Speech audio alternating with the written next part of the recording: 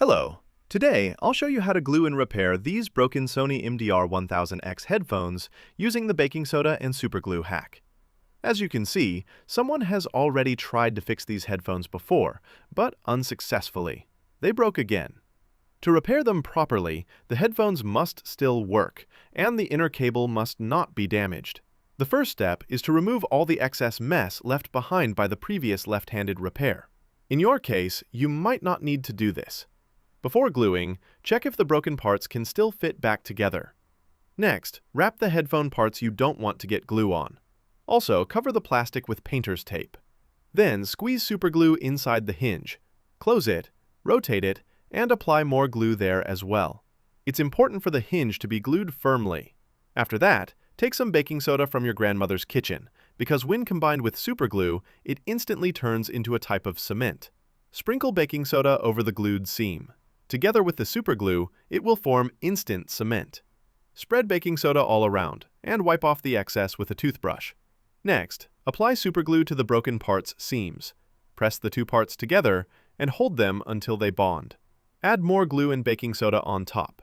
This way, all the broken seams will be filled with superglue and baking soda. Adding several layers will make the repaired part stronger than the original plastic.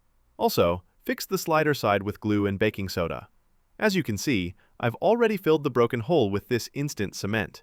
Since both sides of the sliders are damaged, I'll repair them as well using the same baking soda and superglue method.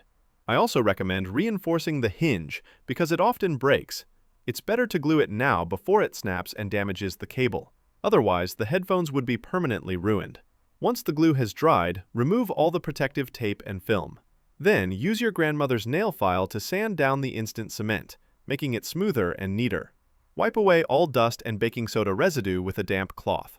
Here's the result after gluing.